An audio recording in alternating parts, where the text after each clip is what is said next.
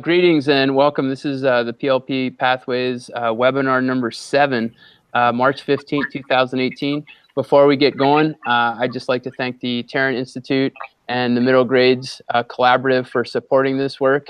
We are in our 3rd season, and I'd just like all of our contributors to introduce themselves briefly. And before they do that, this afternoon's topic is project-based learning, and I know these folks have some great ideas about it. So after introductions, we'll get right to it. Go ahead, folks. Hi, I'm Maura Wheeler. I'm the Proficiency-Based Learning Technology Integration Coach at Lamoille South Supervisory Union. Hi, I'm Kevin Hunt. I'm a 5/8 generalist on Swift House in Wilson Central School. I'm Allison Gothier. I teach high school science at U32. And I'm Lindsay Hallman. I am a middle level educator at Essex Middle School. It's good to see everybody. I know, at least for me, today was a little hectic coming back from snow days. It's like having 2 Mondays in the week. So today was pretty busy. I hope folks had a chance to enjoy the snow.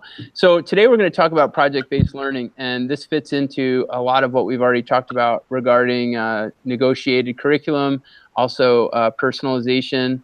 And I just want to hear, folks, how you guys are designing projects in your classroom. I know in talking to you over the years that most of you are basing your curriculum around projects. And for teachers out there, I mean, I guess I assume that most teachers are project-based, but that is an assumption. And so I'd like to hear, when we say project-based learning, what does that make you think? And how do you design curriculum using sort of those project-based ideas? And why don't we start with Maura, and then we'll just kind of go right down the line. Yeah, so I was actually thinking about this this afternoon as we were getting ready for our phone call. And I think one of the things when we're talking about project-based learning that's really important to think about is the difference between doing projects and project-based learning, which are 2 different pieces. And so when I think about project-based learning, I really think about student guided, having an authentic audience or some sort of a showcase, having those essential driving questions, maybe the students are forming them, allowing voice and choice in how the students are implementing that. And so a lot of the work that I've done around project-based learning, I used a lot of resources from the Buck Institute. And so that's one of the places that I know I leaned on a lot when I was designing utilizing project-based learning within my classroom. And so, so those would be some of the pieces that I would think about. Okay. Lindsay? Yeah, I would echo what Maura said there about the difference between doing projects and project-based learning. Project-based learning is a pedagogy. It's a way to approach curriculum that's quite different from just having a final project at the end of a unit. And so I think Maura just listed all the essential components that you have. Strong driving questions that kids are really interested in and engaged in, that they lead to a variety of paths for learning, and that they are having authentic and real world learning experiences, both inside and outside of school, that there is ongoing reflection and times to really hone in on specific skills. And then that there is that authentic audience at the end and a way to celebrate. Another component that I've always layered on, which I think just lends itself really nicely to project-based learning, is the idea of impacting the community in a positive way. So that it's not just about me, that it's also about the community and how might my learning benefit the community in some way. Excellent. Thank you very much. Kevin? Yeah, I would echo all those points. Definitely that the authentic audience is one of the first things I think of, and student choice, student guidance through that. For me, like project-based learning is such a great avenue for personalization, differentiation, just because when I picture a project-based class, I picture walking in and seeing the hustle and bustle and seeing like just students working in groups on different things. Like we're not all working on the same exact thing, and that's where that choice comes in. Another thing is I feel like with the project-based piece and again, to echo that, it's not just like an end of a unit project. Somebody used to call those dessert projects. Yeah. It's fun that you do at the end of the unit. I used to appreciate that lingo. So this is more, in depth, and you can clearly see like the connection between, what your content standards and transferable skills are, right down through, the different activities and the discussions that students are having and the work that they're doing throughout the whole project. So that's my take on it. All right, Allison. No, it's really nice to hear and be reminded about what this is. I feel like I'm in kind of like having my feet in both places. Our middle school teachers are very trained with project-based learning and attended a summer institute last summer. And I think as Act 77 is going up with the grades at our school, I think it's coming along the way to get trained to do this right and not just be the dessert project like we're seeing a little bit more in the high school still.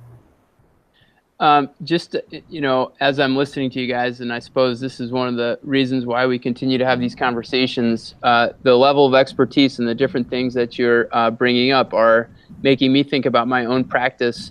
A couple things that I want to get to is, and we can get to this later, are some of the structures that you're using for planning the project-based learning. So I had also pulled up the Buck Institute has this project-based design curriculum, which talks a lot about some of the things that you mentioned.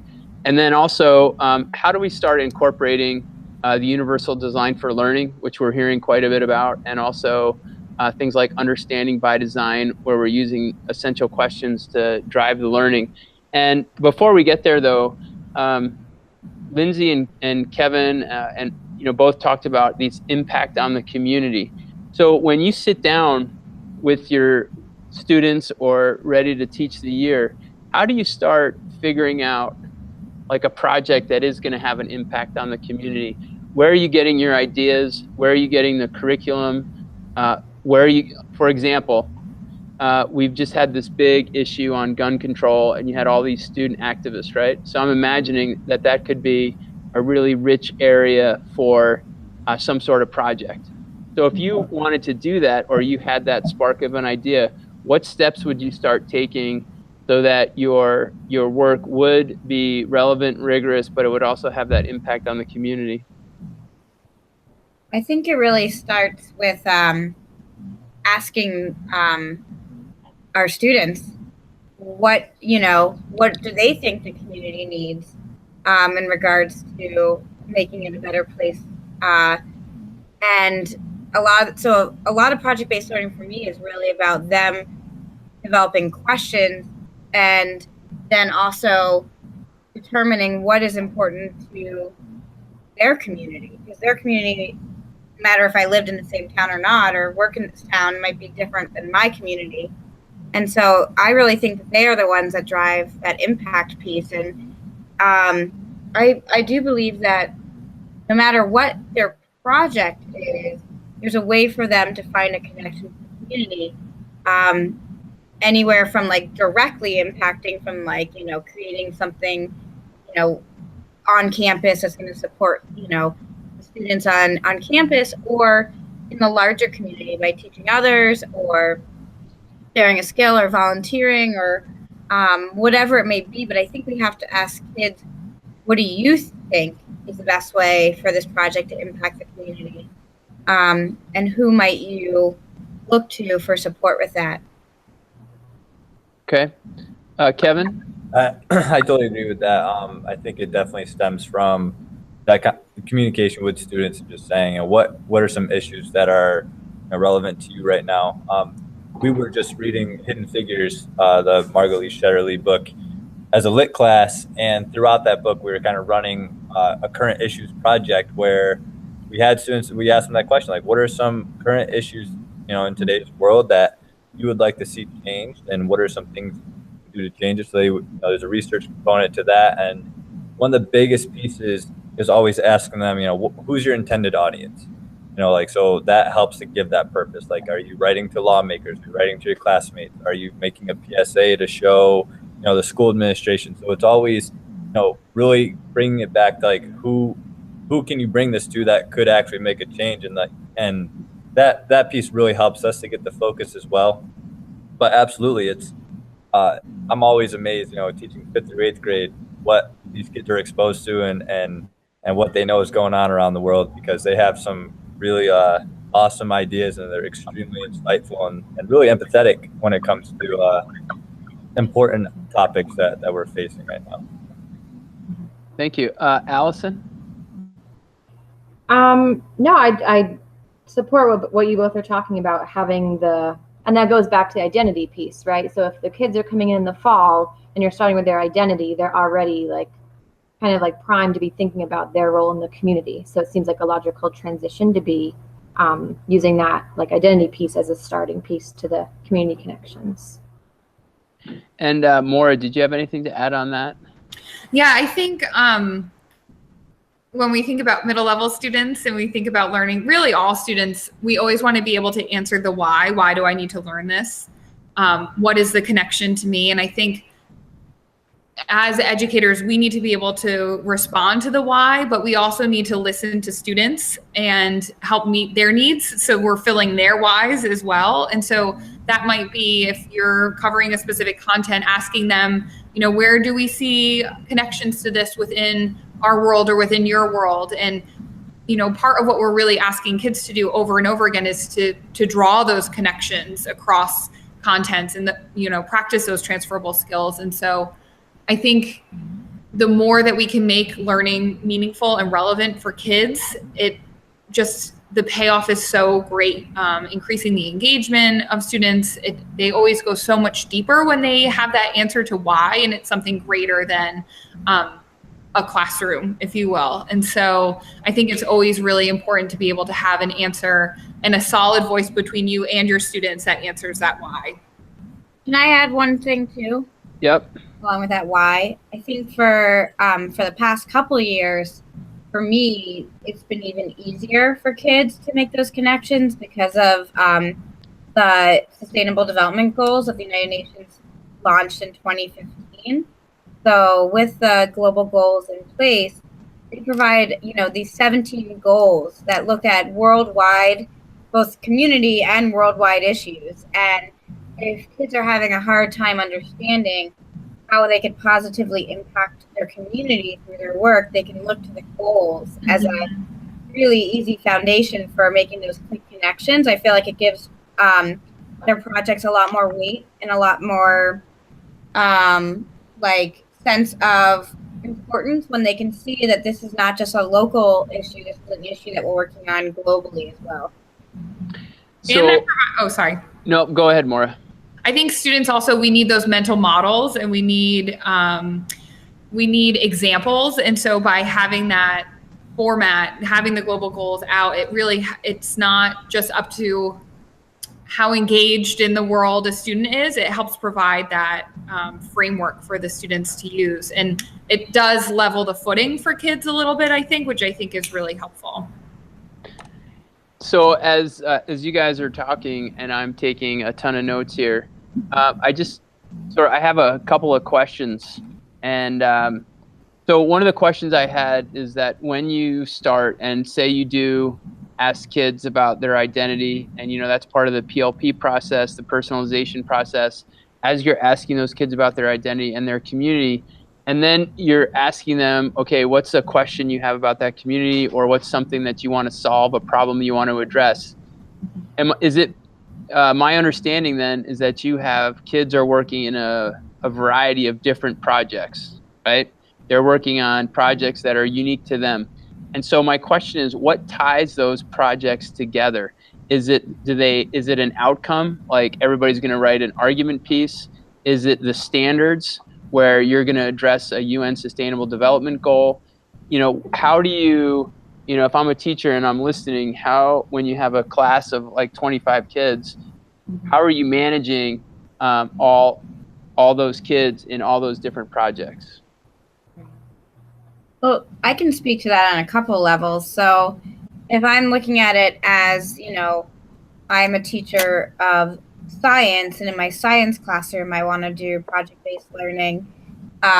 So an example, and this was also my way to introduce the skills of project-based learning to my students early in the year, so that when they got to these, and I'll talk about the second thing, the 20% projects, they were kind of primed to hopefully dive into those. So in our weather and climate unit, one of the sustainable development goals is climate action. And so for their for the unit, they developed a question around climate action related to the next generation science standard, and the transferable skills that we were exploring in class, and they then use that as their framework to develop a project more short term. But in that particular one, they both developed a public service announcement, so a way to share their message and with the community, but then they also developed a way to help improve the community as well. So like an actual tangible product in some way. For some kids, it was collecting data on idling cars and doing a whole study of that and then reporting out. For some kids, it was collecting they started like a K-Cup collection, which we now have K-Cup like for Keurig cups.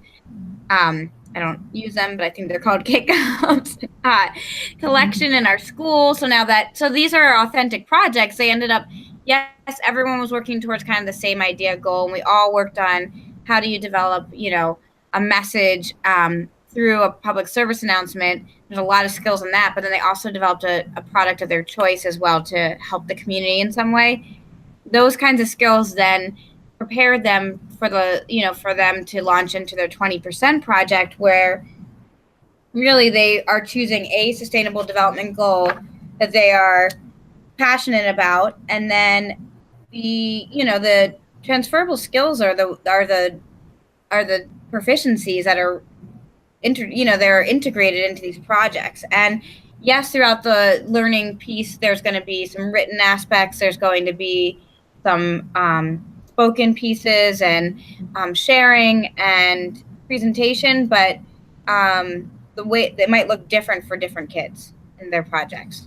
So if I'm understanding you correctly, sorry, I'm getting feedback there, but if I'm understanding you correctly, that the NGSS standard is one of the things that's driving the unit within this context, but then you're also allowing kids to choose how they want to communicate to an authentic audience.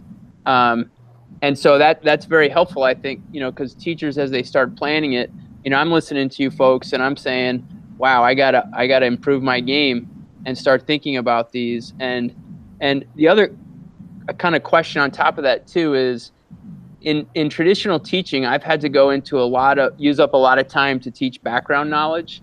If you're teaching mythology, you have to teach a lot of background knowledge.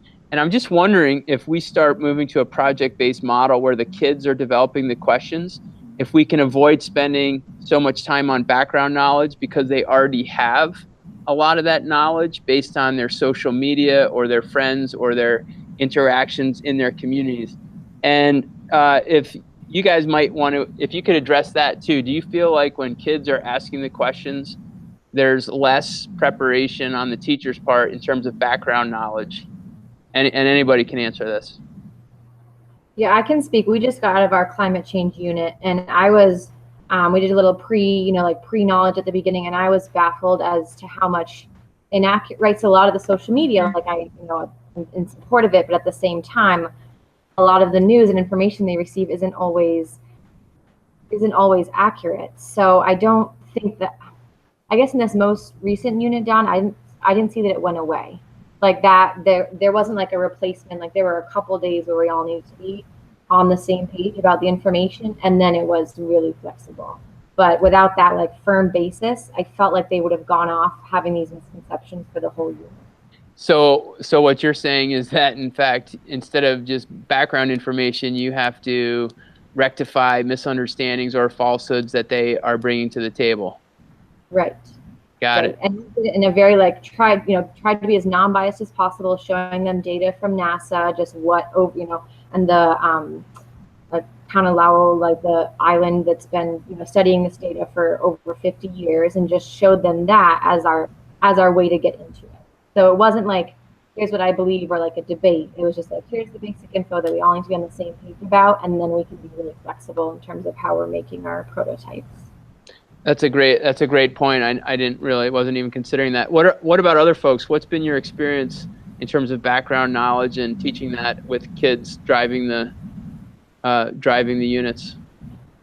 I can sort of talk a little bit about how I've thought about it. I always think about what are the common grounding experiences that I should provide to all my kids before I go into a new learning cycle. And so I always try and assess sort of students' prior knowledge or previous knowledge or what they think they might know about a topic before we go in. So as I am thinking about what that grounding experience is, that front loading will be, I can sort of adapt to that. I think it's so important to try and think about what misconceptions students might have coming in.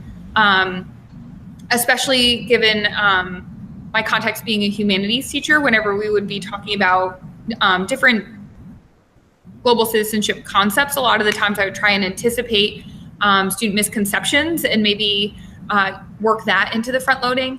I think it's really important not to assume that all students have a background understanding of a topic that we're going into. And so we do need to level the playing field, if you will, a little bit, but provide that front loading so that when students are designing questions, they're ones that are appropriate, they're aligned to what we're going to, they're informed in the questions that they're asking, because I think coming up with those meaningful questions or those driving questions, that's what really carries a student through. And so if we're asking them to create a question and the students don't have the background information, they might not really have the ability to create a driving question that's going to carry them through the work.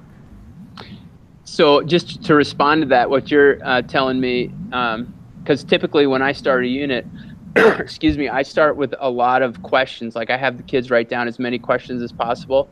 But then you're saying that one way of approaching it would be to actually introduce some background information so that everybody's on the same page, and then have them ask the questions.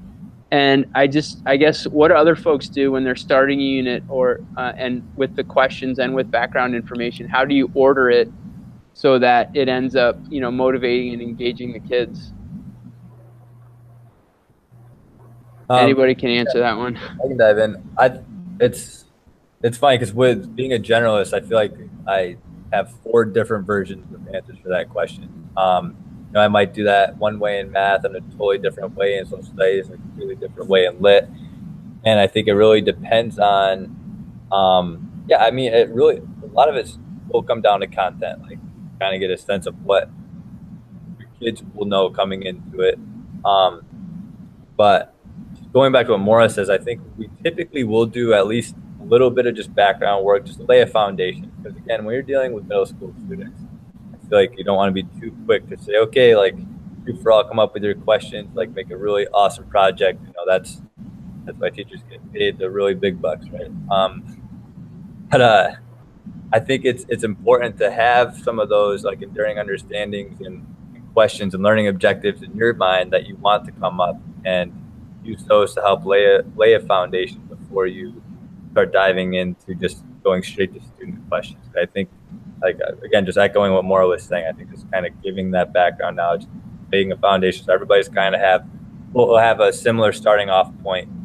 If, again, depending on what you're doing, that'll help. You know, on the flip side of that, like we also run something like that's an independent, you know, passion project. And in that regard, it's, you know, students kind of think about what's something that, you know, they learned about in social studies, science, math class to spark their interest, and they go off on their own, you know, their own way of researching, getting their own background knowledge about that, and then making their own questions. So that's, you know, where I might, you know, give that background knowledge for more of a math or social studies concept if we're all kind of looking at the similar theme, or, you know, focusing on a certain standard for this independent project. It's more open-ended where, yeah, students are really doing the groundwork themselves. So I think you have to take a step back and think, well, what's your desired result, you know, at the end, like where are you going? And that's where Donnie had mentioned, like that, you know, backwards design really comes into play, and kind of start from there.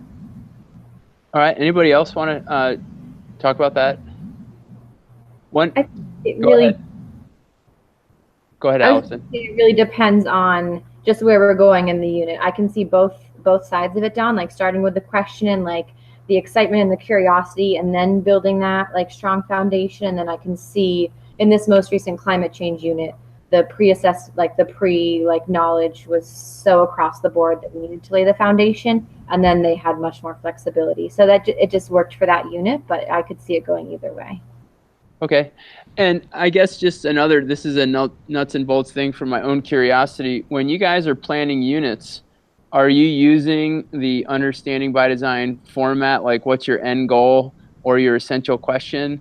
And are you planning out units like that, even though you recognize that students may drive the unit in a different direction? And so I would just like to hear from each of you, like what structures are you using to actually plan your units? And what does that look like? Yeah, yes, I think with every unit, there's always the essential questions and the end goal. But for me, the end goal are the proficiencies. And so the ways to get there are really can be student driven, and also, a combination of, my own expectations. So I think the proficiencies is what drives the end goal, and then how we get there is kind of that collaborative piece along the way, particularly when it comes to project-based learning. So when you say like the proficiencies, right? At our school, we have the learning expectations is what they call them, which is the proficiencies based on the transferable skills that came from the AOE. But I'm also assuming that you guys have, standards like based on the Common Core. And Content area proficiencies. What's that? Content area proficiencies. Right. And so do you have like a checklist that says, okay, I got to cover all these proficiencies by the end of the year? Well, for each of our units, we have frameworks in my district. And so within those units, within the units are the proficiencies or standards, and so I can, and we've been really careful, I think, in designing our curriculum, and so that it's not a billion standards, that there's, the big proficiencies that we're really looking at. And then the transferable skills are always, that's everything that we're always doing. So kids have a lot of opportunities to continue to demonstrate evidence towards, the transferable skills, being proficient or beyond in those areas. But all of our frameworks for us have the content area standards or proficiencies really clearly outlined, so that that's what, is communicated to kids. This is where this is where we hope to be by the end, that we'll all understand this, or we'll be able to do this. And so those are the, when we write learning targets each day, or our objectives for the day, that's connected to the end goal. Got it. Thank you very much. Other folks? Yeah, I would agree with that. It's definitely, in our district, it's the same concept with the proficiencies. We, use our subcommittees to make up learning scales. We call them learning targets. So our learning targets are kind of a mesh between, your Common Core state standards and your transferable skills. And then as a district, we agreed upon, X amount of learning targets that we want to cover. So that opens the door and makes it a little more flexible. But I like how Lindsay put it, where it's, as a teacher, you're deciding what those essential questions are for the, for overall where you want to go, and the proficiencies, you want to make sure you're hitting those and giving a bunch of opportunities for students to practice those. But then it does turn into a collaborative effort in terms of how are they practicing and getting to those proficiencies. I think that's where the voice and choice really comes into play. Maura? Yeah, I would definitely echo what others are saying. I think the proficiencies are the drivers in the way that, different school districts and supervisory unions are designing their own content area proficiencies, but they are broad enough that you are able to overlay different contents and ask students to do different things, and the products could look different ways. But I think it's really our job as teachers. Those are the things that we need to ensure. Those are the skills that we need to make sure at every grade level students are exposed to, whatever those skills are that we've said, because that's how we're going to get them college and career ready, is really following up on those pieces. And so, our job as educators in our project-based learning is to make sure that they're deeply grounded in those essential skills that the students need to be successful. Got it. And Allison, did you have something to add to that? No, I'm smirking a little bit. I'm just reflecting back on even like a year ago of webinars when I feel like all of you said, but the PLPs drive the curriculum, right? So like so in a year we've all shifted, right? So it's no longer the PLP or the personalization driving the curriculum. The proficiencies are driving what we're doing, and then we're trying to get personalization to fit in there within the student choice and voice, knowing that our districts and schools have made these decisions as to what these non-negotiable content and skills are for our learners.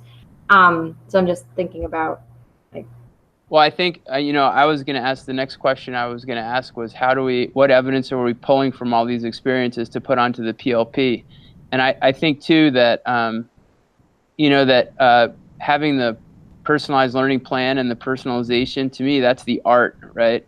That's where you're getting kids to, like we started this conversation out about talking about identity and community. And that's the first part of the personal learning framework that we're working with, right? Who are you as a learner? What's your community? What are your relationships like? And then when we get into the growth and learning, that's where we're having kids set goals, maybe around the proficiencies, but maybe around things that they want to do and the transferable skills. And then, as Lindsay mentioned, that ends up with the transformation stage where we're getting them for their life and learning or college and career. And so, it really is, I think, a combination. And one of the things also that we just mentioned, we talked about authentic audiences quite a bit. And to me, that's where the flexible pathways come in. And that's where kids can be going out and having these different experiences. Like today, we had kids going over to the State House and observing legislation. And I told them, take videos, take pictures, because then they bring that back. And that can be, standards-based evidence if they're writing letters to their legislators or if they're reflecting on that experience. And so, to me, the art form again is to mold these proficiencies into experiences that kids can personalize and that kids can capture and reflect on and build their strengths so that they can then chase the goals that really matter to them. And I just think that it's, there's this combination of nuts and bolts. It's difficult. I mean, that's why we're having these conversations, is because it's so hard to do it right. And the projects, I think, are one way. And you guys, anybody can correct me if I'm wrong. It's just one way of thinking about laying out your curriculum in a way that you can give kids the voice and choice, and you can have kids capture what they're doing on their PLPs. But I guess the question, based on what Allison said, the question becomes, so if a kid is, if you have a climate change unit and you're designing essential questions and you're saying, okay, here's some proficiencies that I think everybody needs to hit, how are you combining what you need to have happen and what the kids are doing on their PLP, and what does that look like? And what experiences do kids have in your classroom that engage them but also get them ready for the next step? And if I could just hear some thoughts on that, that'd be great. I think that, I hear what Allison's saying. I think that the proficiencies are there to really guide the learning, but there's still a lot of room for voice and choice and personalization. In regards to the PLP, the evidence really for us comes down to their transferable skills. So, again, it's like, to me, the transferable skills are just like woven into their lives, and that's what's driving the evidence. We don't ask them to necessarily find evidence of, I can develop a model of different of the parts of a cell. I mean, that's not to me. It's more about, what do you think shows self-direction? What do you think shows clear and effective communication, or integrative and creative thinking, or so those are the things that I feel like then puts them in the driver's seat. Like, they're choosing the evidence to show this is what represents these different transferable skills, and it's not me telling them what needs to be put on their PLP. The PLP is still really, it's theirs. It's not mine. Can I add something to that too? One of the things that I would do a lot in my classroom, I was constantly, even the content area proficiencies, I was constantly talking with my students and having them self-reflect on the learning scales and set mini goals within what they were working on. But one of the things that I always would come back to maybe at the end of a learning cycle would be asking them to find evidence of a specific proficiency. And we would list as a class all the times that we touched on that proficiency. What were all the products that we did that would show whatever it was? And so then they would find the piece that they thought best showed their ability and then do a little bit of reflecting. And so I think the thing is they are, even the content area pieces, they're so transferable. They're not rooted to just one, content area topic. They come up over and over again. So even within global citizenship, you're talking about some of these proficiencies throughout the entire year on all these different topics, and you're using this with your students. And so you're, when you open it up to them to be able to decide, it helps them, one, to know where they are in relation to the proficiency, but then also it allows them to personalize the things that they put on their portfolio. Okay. Anybody else? Yeah, I think, thinking about the PLP and where it fits in with everything, I never, thought of a PLP as dependent on the curriculum or the curriculum dependent on the PLP. And as Lindsay was saying, that PLP, that's their, personal learning plan. It's something that they're coming up with that's important to them in their lives. And when I think about our projects and what we're doing with proficiencies, I feel like we're offering just another resource for them to pull evidence from. So when I'm thinking about when my students are doing their PLP goals, yeah, on our end, we have 5 goals, one for each of the transferable skills. I'm like, yeah, they might, not use anything from school for one of their PLP goals, and that's fine. But we also have, everything that we've been doing in math, science, social studies, ELA, PE, art, that we're saying, here's a bunch of different opportunities for you to think, okay, what's my PLP goal? How am I using that goal? Do I have evidence from these other classes that I can pull to show that I'm making growth on that? And I think that's for us where we start finding those connections. It's not that one's dependent on the other. It's like we're just saying, yeah, here's way more, a ton of resources for you that you can use for evidence to show growth on your PLP. I think that's an interesting point, particularly the more that those experiences we're creating for the kids relate to their lives, probably the more effective we're going to be as educators. As I mentioned, we're going to cut it short a little bit today. I have an appointment later on. Actually, we're having a presentation on proficiency-based learning from Kate Toland today, which is going to be exciting. I'm going to take lots of notes at that too. But I just wondered if folks can talk about some of the resources or things that they're thinking about, or events or activities. I know AMLE, I believe, is having, or VAMLE is having a conference tomorrow. And if people can just maybe talk about some of the things that they're interested in, that are driving their thinking, and that are kind of coming up as professional development opportunities. I'd love to hear how people are growing and in their professional development. Yeah, so the family conference is coming up tomorrow. It was actually supposed to be yesterday, but we had seen that the weather was going to be pretty snowy. So it's the Beyond Bullying conference. I think we're in our 6th or 7th year, and we'll be at Champlain College, and I believe we're at about almost 300 participants. And so it just keeps growing and growing. Most of our presentations are youth-led or youth and adult co-facilitated, and the topics range from restorative practices to online presence and digital citizenship to athletics to LGBTQ plus.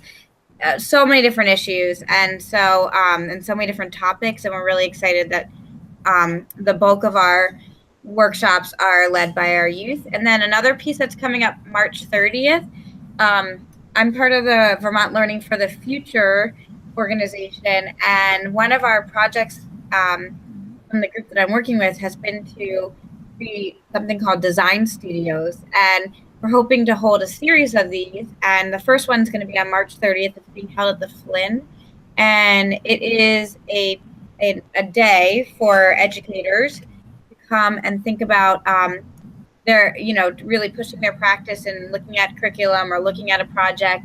And this one is centered around the idea of arts integration. So it's a combination of working with community partners and experts and other educators, and really just having a day to explore, what does this mean, arts integration? What would it look like in a variety of settings?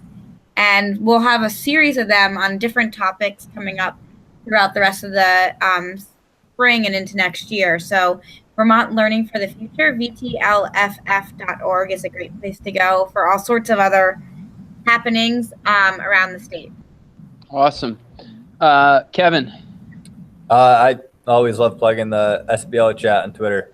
I think that if you can ever get on those, hop on and hear from educators from all around the country and their take on proficiency, standards-based learning with this, especially this topic. Project-based learning comes up. I think that's a great thing to stay involved with. And what is that on a particular evening? Yes, I should know because I'm usually on it. I think it's bi-weekly on either Wednesday or Thursday. I have to get back to you on that. Okay, good. Allison? Getting revved up. I'm not sure how many students will take this year, but the Youth Rally for the Planet is April 12th at the Steakhouse. Getting really excited for that. Not so much PD for me, but we're hosting, the Student Health Advisory Committee here is hosting the first ever Teen Health Week. It's a national effort. We're doing it next week. Lots of different opportunities for kids to present and lots of community partners coming into school. That's awesome. If you could maybe do a little bit of a blog entry on that with some pictures and what have you, that'd be great. Just to tie into that, one of the things that I'm hearing from my students is about mental health and stress, and also related to social media. And I'm kind of wondering if that's a component of traditional health classes that are occurring at schools, because I have lots of kids talking to me about the stress that they're under. So how about you, Maura? Something that's sort of on my radar, Bill Rich has a workshop next week on Thursday, thinking about proficiency-based learning. And he's an amazing facilitator, and the goal is really to go, and it's both informative and also a work session. And so if you have never seen Bill present, I definitely would recommend doing that. And I believe it's through the Champlain Valley Educator CVED Network, I think. Yeah. Cool. I know that yesterday we were supposed to have the first meeting of, I think that's this sustainability coalition around Central Vermont. And there's a lot of people who I've run into. The Vermont Learning for the Future, I think, is going to be there. Also, Jen Cirillo at Shelburne Farms, who works with Lindsay, and the Cultivating Sustainable Pathways. So there's a lot of people meeting at that. It got postponed till next Wednesday, but it seems like there's some really cool opportunities. And Shelburne Farms and Jen Cirillo are really ramping up their professional development and tying that to some of the UN Sustainable Development Goals and sustainability issues. And I'm in a place where one of the reasons, we're talking about project-based learning is because I'm thinking about my own curriculum and how to make that more relevant. And there's some great opportunities around the state. And that one I think is really interesting because it's going to combine, the Sustainability Coalition is going to combine issues of, obviously sustainability, but also, the social justice piece to that, the global goals, and also who's working on what in the local area. So I think that's going to be good. I think Lindsay was planning on going to that, right? And then also, obviously, the Middle Grades Institute. We're starting to think about planning that. That's going to be June 25th through the 29th. That's some of my favorite professional development of the year. And so as we move forward, I'm excited for some of these developments. We're getting into the part of the year where we need to start thinking about both reaching out to families, but also thinking about for conferences. I don't know if people have had their conferences yet. but also the transition. How are we transitioning kids from, some of us are transitioning kids from 8th grade to high school. What does that look like, and how can we facilitate the best possible transition for kids so that they are successful at the next level? Our next webinar is I believe it's April 12th, Thursday, April 12th. And we'll be talking about some of those family connections. We'll continue to touch base on some of the issues that we've talked about all year. And I just want to, again, thank you guys so much. The professional knowledge and articulation that you bring every month is fantastic. And I know that there's a lot of teachers out there who really appreciate the work that you're doing, me being one of the primary beneficiaries of your expertise. So thank you very much to the Middle Grades Collaborative and the Tarrant Institute. Thanks again for participating. I hope you enjoyed the snow, and we will see you next month. Thanks again, guys.